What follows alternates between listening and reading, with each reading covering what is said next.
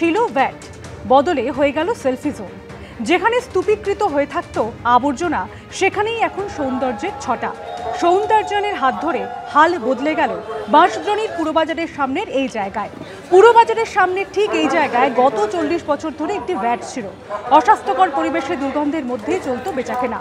একেবারে বাজারের মুখে থাকা সেই ভ্যাট অন্যত্র সরিয়ে ফেলা হয়েছে। বিধায়কদের এলাকা উন্নয়ন প্রকল্পের আওতায় ভ্যাটের জায়গাতেই এখন গড়ে উঠেছে সেলফি জোন। বৃহস্পতিবার তার আনুষ্ঠানিক উদ্বোধন করেন স্থানীয় তৃণমূল বিধায়ক ও মন্ত্রী অরূপ বিশ্বাস। তার সঙ্গে ছিলেন মেদিনীপুরের তৃণমূল সাংসদ জুন মালিয়া। সেলফি জোনে ছবিও তোলেন তারা।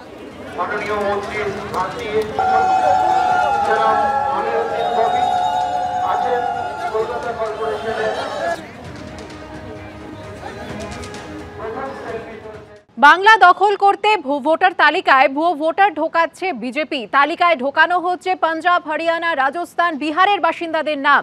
নেতাজি ইন্ডোরের সভামঞ্চ থেকে এমনই অভিযোগ তুললেন মমতা বন্দ্যোপাধ্যায়। পাল্টা স্বচ্ছ ভোটার তালিকা নিয়ে সুর চড়িয়েছে বিজেপিও। একই এপিক নাম্বারে বাংলার ভোটারের যেখানে নাম আছে সেখানে হরিয়ানা, পাঞ্জাব, রাজস্থান, বিহার সব নাম ঢুকিয়েছে। ধরুন একটা নাম মুর্শিদাবাদে রানীনগরে বাড়ি, মোহাম্মদ সাইদুল ইসলাম। এর এপিক কার্ড নাম্বার যেটা আছে ওয়েস্ট বেঙ্গলে, তার সাথে কানেক্ট করেছে নাম সোনিয়া দেবী। তার বাড়ি কোথায়? তার বাড়ি হচ্ছে হরিয়ানা। মোহাম্মদ আলী হোসেন, রানীনগরে বাড়ি, তার সাথে নাম তুলেছে কার? মঞ্জিত। বাড়ি, তার নাম কি? তার বাড়ি কোথায়? হরিয়ানা। বানেরা বিবি, তাই রানীনগর, তার সাথে নাম তুলেছে কার? দীপক। বাবার নামও আছে। বাড়ি কোথায়? হরিয়ানা।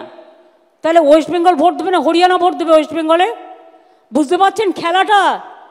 মাথায় কিছু ঢুকলো? বিজেপিও বদ্ধপরিকর পশ্চিমবঙ্গের ভোটার তালিকা পরিচ্ছন্ন করতে। বিজেপির যেখানে সরকার সেখানে বিজেপি কারচুপি করছে, বাংলায় যাদের সরকার তারা কারচুপি করছে, খোঁচা অধীর চৌধুরী। যাদের সরকার তাদের দায়িত্ব, এটা কারচুপি করার ক্ষমতা তাদের আছে যাদের সরকার। বিজেপি যেখানে সরকার, বিজেপি সেখানে কারচুপি করে। পশ্চিমবঙ্গে যাদের সরকার তারা কারচুপি করছে।